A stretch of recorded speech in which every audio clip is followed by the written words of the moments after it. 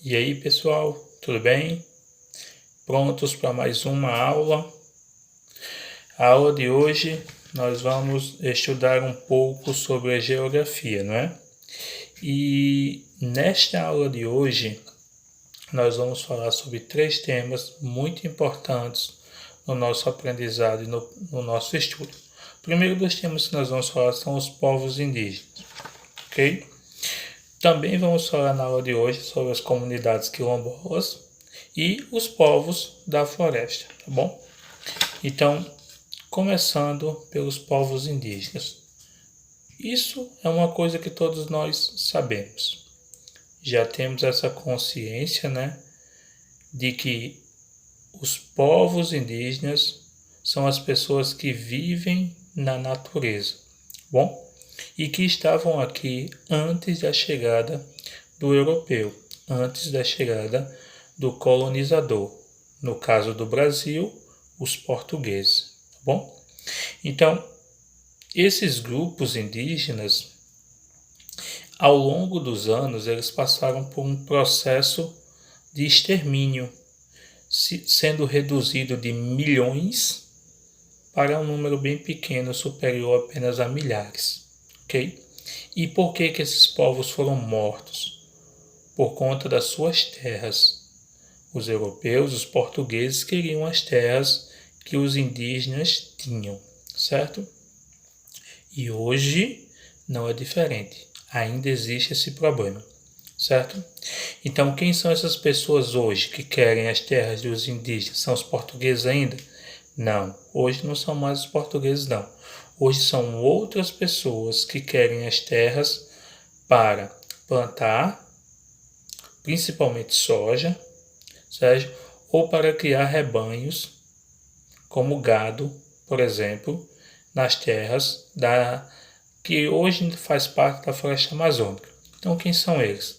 São fazendeiros, são madeireiros, que querem expulsar os índios para derrubar a madeira e vender essa madeira, e os mineradores ou garimpeiros, que querem expulsar os índios para encontrar os recursos minerais ricos e abundantes daquela região, certo? Esses povos indígenas, eles vivem em terras que são protegidas por lei, são as chamadas reservas indígenas. Essas reservas indígenas, elas são terras que foram criadas pela Constituição de 1988 e que são áreas onde os índios podem viver sem interferência humana. Mas nem sempre é assim, certo? Infelizmente, essas pessoas gananciosas continuam a invadir estas terras em busca da riqueza, matando e expulsando muitos dos indígenas que vivem nessas terras. Uma coisa muito importante, como a gente vai ver no mapa daqui a pouquinho, é que a grande maioria dos indígenas vive na região amazônica. Por quê? Por uma questão natural, certo? Porque os índios vivem da natureza, das florestas, e a maior região no Brasil que tem florestas até hoje é a região amazônica ou região norte, como nós chamamos hoje, né?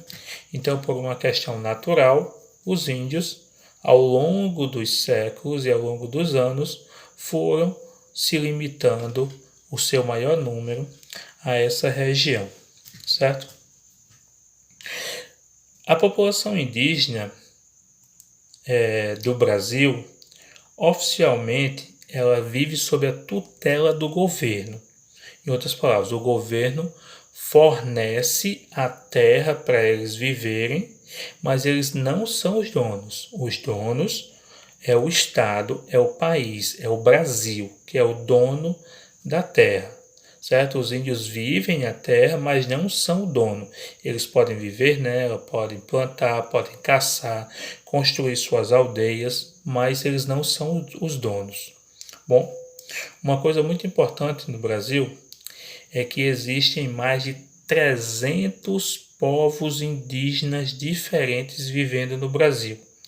Esses mais de 300 grupos indígenas falam mais de 270 idiomas distintos, diferentes, certo? Então, índio não fala a mesma língua. Muitas vezes, cada etnia, cada grupo indígena fala uma língua diferente. Um indivíduo fala de acordo com a sua etnia e o seu idioma. Outro indivíduo indígena fala de acordo com sua etnia e seu idioma, certo?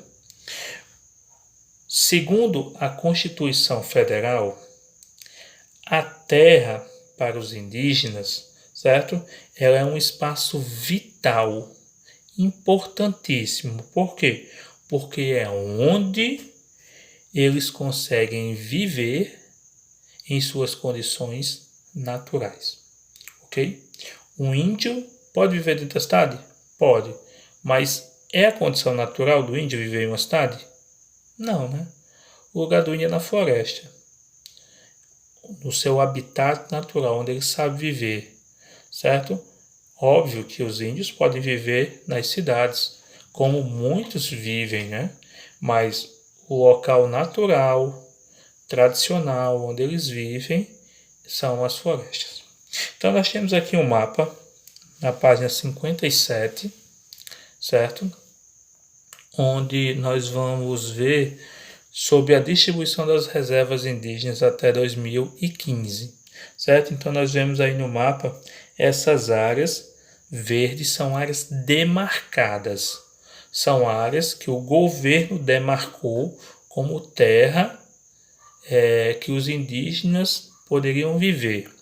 E hoje, de todas essas terras verdes, existem 10, 5 com mais 5, 5 com mais 5 áreas que são reservas ambientais. São espaços que são protegidos por lei, onde os indígenas podem viver, certo? E nós podemos ver que todos eles se concentram na região norte, certo? Todos nessa região aqui, ó, onde se concentram as reservas. Você vê que tem outros pontinhos por aqui. São áreas de demarcação, ou melhor, são áreas que estão sendo estudadas para ver se podem ser transformadas em reserva no futuro, ok? Então essa é a situação dos indígenas hoje, bom? Então, outra coisa que nós vamos falar são as comunidades quilombolas. Primeiro, quem são esses quilombolas? Os quilombolas são descendentes de escravos que viveram no Brasil. Então, enquanto o africano era escravizado no Brasil, ele vivia uma vida muito difícil. Trabalhava forçadamente, vivia em condições precárias, sofria violências, era maltratado, trabalhava sem receber salário e muitas vezes eles não aguentavam essa vida e fugiam. Então, quando eles fugiam, eles iam para lugares muito distantes das fazendas e fundavam comunidades. Essas comunidades, onde só viviam negros que haviam fugido, ou até mesmo indígenas também, que fugiam da perseguição do homem branco, eram chamadas de quilombos. E os moradores que viviam nos quilombos são os quilombolas, certo? Então, por isso o nome das comunidades quilombolas. E quem vive nessas comunidades eram aqueles que eram escravos e indígenas que estavam fugindo das perseguições do homem branco. No início da história do Brasil, né? Século XVII, século XVIII, fugindo dos portugueses, e hoje ainda existem essas comunidades, né?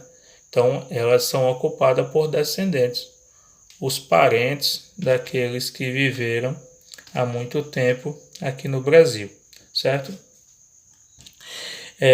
Nessas comunidades quilombolas, certo? O modo de vida é baseado na agricultura, certo? Familiar e na agricultura de subsistência. Em outras palavras, nessa comunidade eles plantam para o sustento e a alimentação da própria família, para que eles possam subsistir, continuar existindo, ok? Então, nessas comunidades não se planta para vender para outros estados ou para outro país, não. Se planta para que eles possam comer, para que eles possam ter o pão de cada dia. Em alguns casos, algumas comunidades podem até vender alguma produção agrícola para que eles possam ter dinheiro para comprar outras coisas que precisam, como roupas, móveis e etc. Mas de uma forma geral, tudo que é produzido é para sua permanência, para sua vida, para sua subsistência, ok? E por que isso ainda existe? Essas comunidades ainda existem?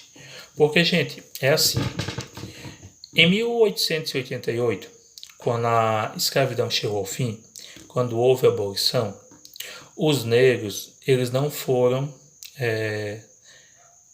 contemplados. Em outras palavras, eles deixaram de ser escravos, mas eles não puderam viver normalmente com os outros brasileiros que eram descendentes de europeus. Por quê?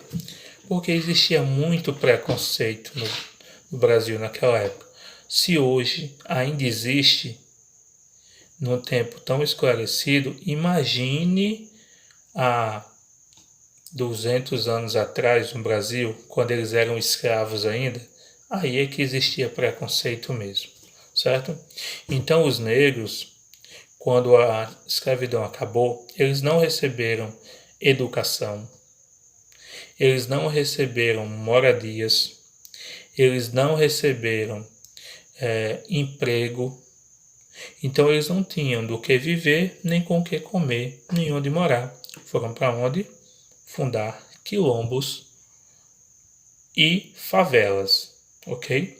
Então, por isso é que nós podemos ver que no Brasil também existe um grande quadro de diferença social entre os descendentes dos brancos e os descendentes dos negros, certo? Se você parar para pensar numa comunidade pobre, você vai ver que a grande esmagadora maioria de pessoas que vivem em uma comunidade pobre, elas são descendentes de negros ou descendentes de indígenas. E o branco, ele tem uma condição de vida melhor, certo?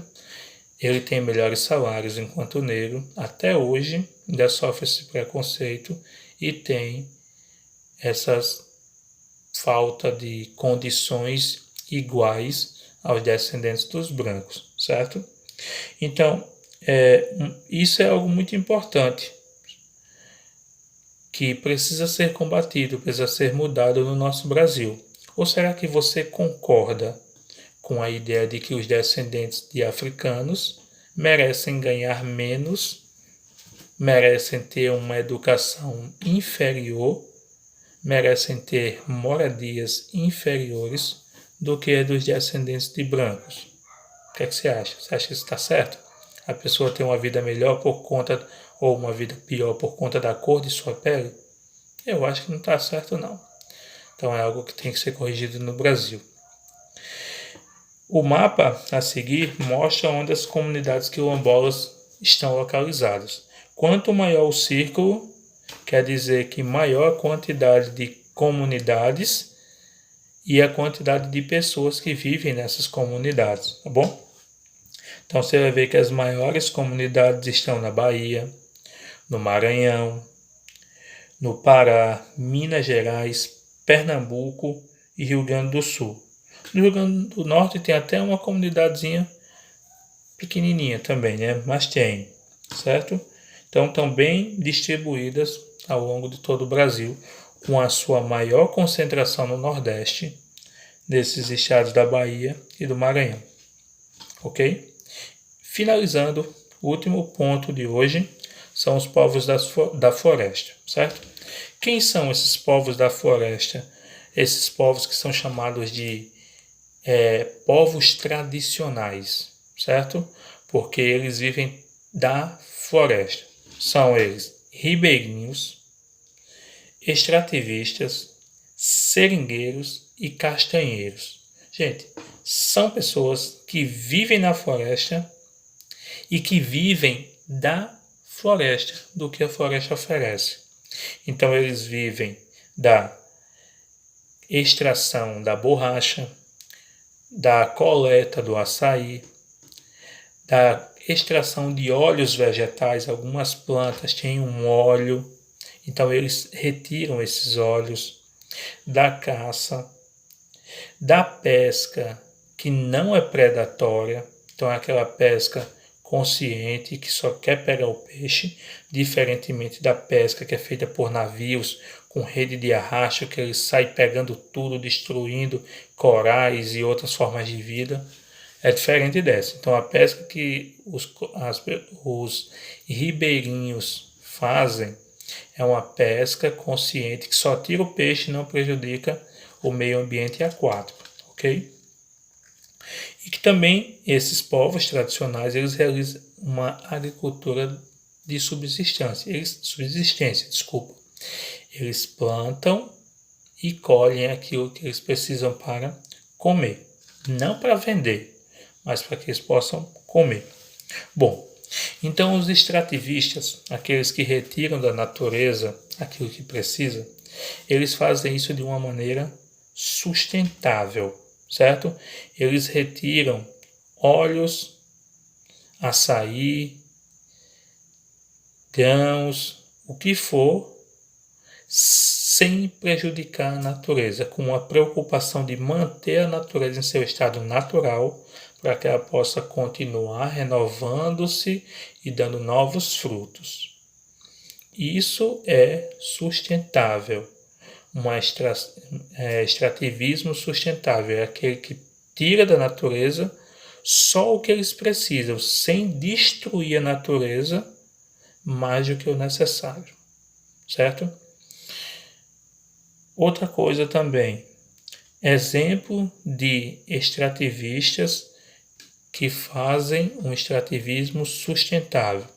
As quebradeiras de coco de Babaçu e os coletores de pequi do Cerrado. Então, tanto as quebradeiras como os coletores de pequi, eles extraem da natureza o que precisa, com cuidado de não destruir a natureza, certo? Outro grupo tradicional muito importante são os caiçaras. Os caiçaras são povos misturados. É uma mistura de português, índio e escravo. São pessoas que são descendentes desses três grupos, português, índios e escravos, e que vivem no litoral, à beira do mar, entre os estados de Rio de Janeiro, São Paulo, e Paraná. Essas pessoas, elas têm muita dificuldade para viver hoje. Por quê? Porque elas vivem no litoral, na beira-mar, né? Hoje em dia, devido à especulação imobiliária, os valores dos terrenos são muito caros, certo? Por quê? Hoje em dia, a praia é um lugar de lazer, é um lugar de entretenimento, é um lugar onde todos querem estar. E por isso é muito caro. Quem tem casa na praia sabe o quanto é caro. Acho que vocês devem saber que quando chega carnaval, que os pais de vocês querem ir para uma casa de praia, eles pagam, às vezes, para ficar um mês no período de férias em janeiro, um valor muito alto, chegando às vezes a 5 mil, 3 mil, dependendo da casa, 2 mil. Aí você diz, nossa, para ficar só um mês, é isso tudo? É, por quê? Porque na praia tudo é mais caro, certo? Então, o custo de vida na praia é muito alto. A especulação imobiliária fez com que o preço dos imóveis subisse muito. Isso dificultou muito a vida deles. Além do que, o turismo em massa também dificultou. Hoje em dia tem uma preocupação muito grande de conservar a praia do jeito que é, para o turista visitar, para o turista embelezar a orla, fazer calçadas, calçadões e etc. E tudo isso vai mudando o litoral e dificulta cada vez mais a vida dessas pessoas, desses caiçaras que vivem e moram no litoral, estão cada vez mais sendo prejudicados. Por fim, para terminar, existem outros grupos também de povos tradicionais, que são os açorianos, lá no Rio Grande do Sul, eles vivem, certo? Os jangadeiros, na Bahia, os balseiros, no Maranhão, dentre outros, ok? Bom, gente, era isso que eu queria falar com vocês hoje, certo? Então agora vocês vão ter alguns minutos para dar uma olhada melhor nos livros, da página 57 até a página 59, que foi a que eu expliquei agora, e fazer alguma pergunta do que não entendeu, certo? Não acho que você entendeu não, tudo. Com certeza ficou alguma dúvida. Não tenha vergonha, pode perguntar. E agora tá bom de perguntar, sabe por quê? Porque ninguém vai ver se você está perguntando. Porque você vai lá no meu privado e pergunta, professor, eu não entendi isso aqui. Eu vou te explicar 1, 2, 3 vezes, quantas vezes for necessário para que você entenda, tá bom? Então, grande abraço, é isso aí. Façam suas perguntas e olho no grupo que as tarefas vão ser passadas lá, tá bom? Tchau, tchau.